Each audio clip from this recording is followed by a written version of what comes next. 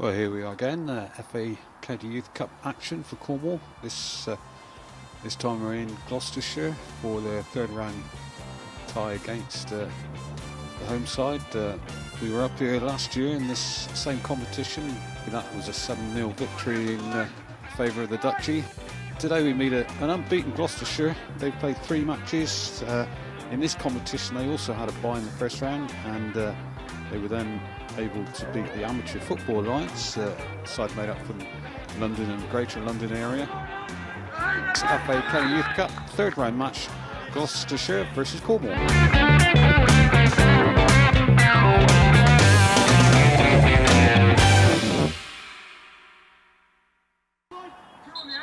Luke Spokes to take the free kick. Comes in and the header by the number 5, Noah Smurden. Over the crossbar though, not really causing too many concerns for Luke Gwilym. So Spokes again with the dead ball situation for Gloucestershire. Flicked on, Archer gets a touch to it. Gwilym blocks the effort from the Gloucestershire defender. That was Sam Lacey with a shot. Gwilym was right behind it, but just a few little concerns for the Cornwall fans.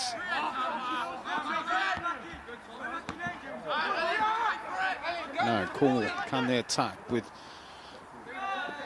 any style and class? Suarez on the ball, comes inside, then tries to go back out again, and in the end he's outnumbered.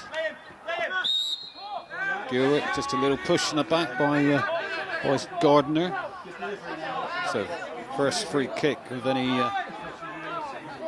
possible danger for Cornwall to benefit from. Skipper Max Gilbert to take it.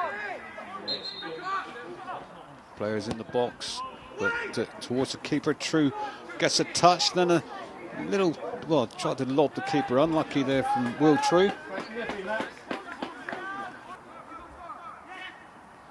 Otto inside to Jack Webber. Gilbert looks up, just tries to roll it in towards Webber. Webber using his body well to shake off Spokes, then gets a shot in, and there it is. That's what we wanted. Just approaching the 25th minute, Webber shook off his man, left-footed shot into the corner, beating Mason Hawkins. Cornwall 1-0 up. Spokes corner, headed out by Flack. Suarez gets on the end of it, first time to Walker. Walker holding off Anthony, gets away from him, but Paul was there to clear up. True gets the kick out by the keeper, but Gloucestershire attacking again. Freckleton inside to McBeam, going at the Cornwall defence, but that's an equaliser from the number 9, George Neal. Gloucestershire a little bit fortunate to get the bounce of the ball, but Neal makes it 1-1. Webber gave Hamshaw. Alongside him to Archie Fryer. Now it's goal scorer Jack Webber. It's his first real chance Cornwall have had of possession in the game so far, really. That since Gloucestershire scored. Hamshaw moving forward, but his pass to Gilbert was short. But then McBeam just holding the number 4 back. McBeam moving forward out to Freckleton. Inside the Spokes. Into Neal, and Neal's pass to Kelly not accurate enough, and Suarez clears, but only as far as Tom Anthony.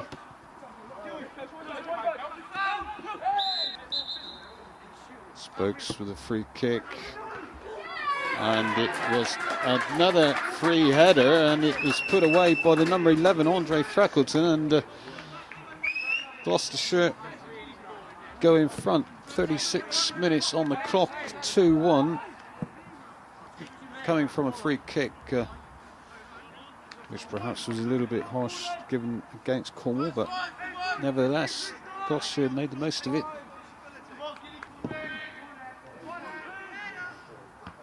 Gilbert beaten in the air by Kelly, but forced to Webber. Now Webber trying to get Suarez to be able to run at the Gloucestershire defence. Teasing Anthony. True does well to get in that near post. Now Cornwall win a corner from all that. Corner in, and it's all cleared off the line. Headed by Archie Fryer. So Suarez, the corner. Hamshaw got the header to it, but it's cleared, and Gloucestershire aren't able to break. But Tucker is beaten to the ball. Now they are breaking. Neil, long ball forward towards Kelly. Gwilym is out, and Gwilym has again perhaps made the wrong decision. It's a goal to Gloucestershire. Marcus Kelly, the man who put it in the net, as Alfie Flack racing back to try and intercept, is still tangled up in there. But the end result is a goal to Gloucestershire, 3-1, just 3 minutes into the second half. Now Cornwall really have got it all to play for.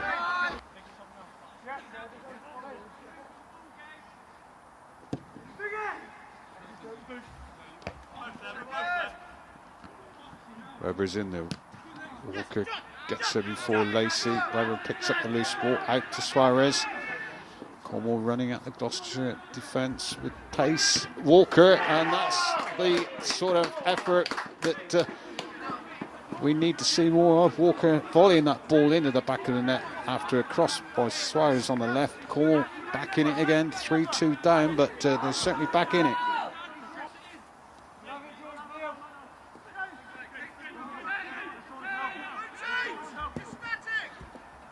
Long ball from Hamshaw, finding Suarez.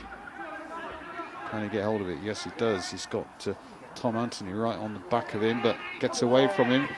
Then the effort, and then the equaliser. Brilliant piece of individual skill by Thiago Suarez there on the left. 13 minutes into the second half, and we're all square. Gloucestershire 3, Cornwall 3.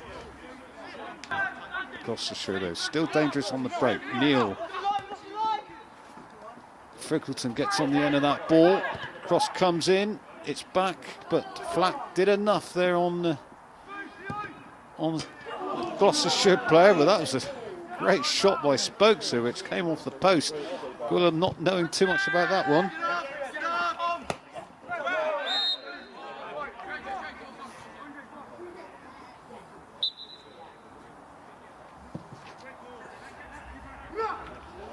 Oh, that was unlucky.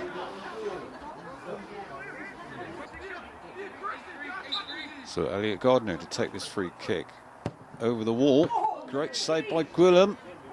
Oh, and also cleared off the line by, I believe it was Hamshaw.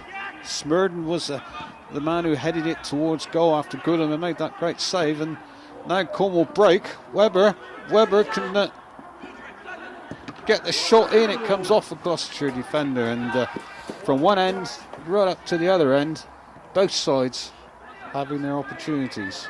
O'Connor again will get on the end of this, but Spokes was there to knock it on first for Gloucestershire.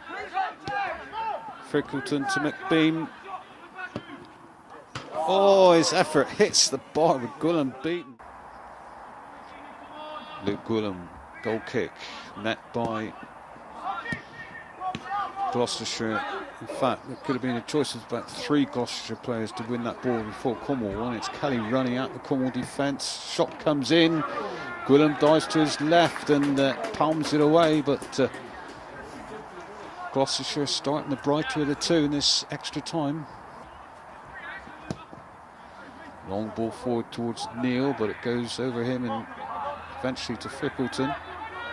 Frickleton shut down quickly by Armstrong. Crosses comes in though. Neil with a shot, Neil with a goal.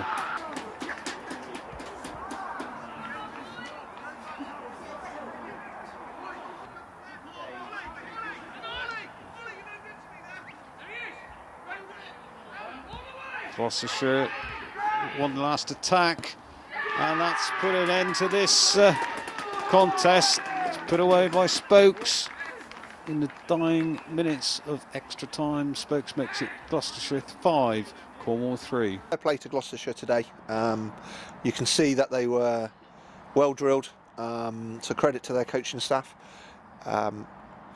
They look like they've played together a few times, and you look down through their team sheet and there's a nucleus of lads all at the same college, so they're working together day in, day out, and we held on in there, and to nick a goal in the first half to go 1 up was against the run of play.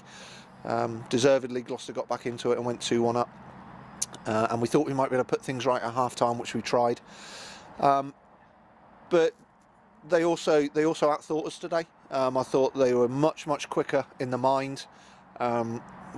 Their understanding of the game and the decisions that they made, I thought, were very good. And so for us to then go 3-1 down and pull it back to 3-all, you thought, well, maybe it will be our day. But I think you've got to say, over the course of the game today, Gloucestershire deserved to go through. We struggled to deal with 10 in that hole. He was a good player, very good player. We desperately struggled to deal with him, so we tried to talk to the players about how to deal with him. We were impatient out of possession and gave free kicks away all over the park. I think they had 5 on the edge of the box in the second half, and we talked about it at half time. We talked about set piece, about their movement and doing individual roles, and how you needed to do that. We dived in all over the pitch, and we again talking about patience and passing players on, and sometimes just to get touch tight and force them to play backwards is good play. And I think we didn't at times, the energy levels, it wasn't directed in the right way. I can't fault the boys for effort, but you've just got to direct that energy in the right way, and we gave too many free kicks away. We dived in too many times. We let them out of areas when we boxed them in because we were too hasty to try and get there. And in the end, we've gone 4-3 down. We've changed the system to push another forward through, and we've got caught on the counter attack, which happens. They had quality all over the pitch. I think if you look at their effective players today, I thought the left back was excellent for them. The middle of the park was really strong. The wide right was really strong. The 9 up front linked play all afternoon for them. The 10 was the box of tricks and made things happen. And we didn't quite have that today. And we struggled to keep them at bay. And in the end, the goal that they've scored to go 3-1 up really summed them up in the way they broke in waves. Very, very quick all around the park. And the area we thought we could expose, we did. We thought we could get at their centre backs, and we did, and hence you score 3 goals, you hope to win the game. But they were very effective going forward, and in that final third they just had a little bit more quality than us. We just spoke now that they got 2 options, the boys now. It's their development, and they've got to take control of their development as well. And just said to them, they can get on the coach and forget all about it, or they can get on the coach and reflect upon the game and what could have gone better for them. Let's not get their heads down, it's a game of football. We had a great run last year. This year it's come short early, but I think you see the opposite side here today, and I'd be interested to speak to their coaches on how often they get them together, because I thought they looked very, very effective, and they're going to give Durham or Essex, I'd imagine, a very good game in the next round.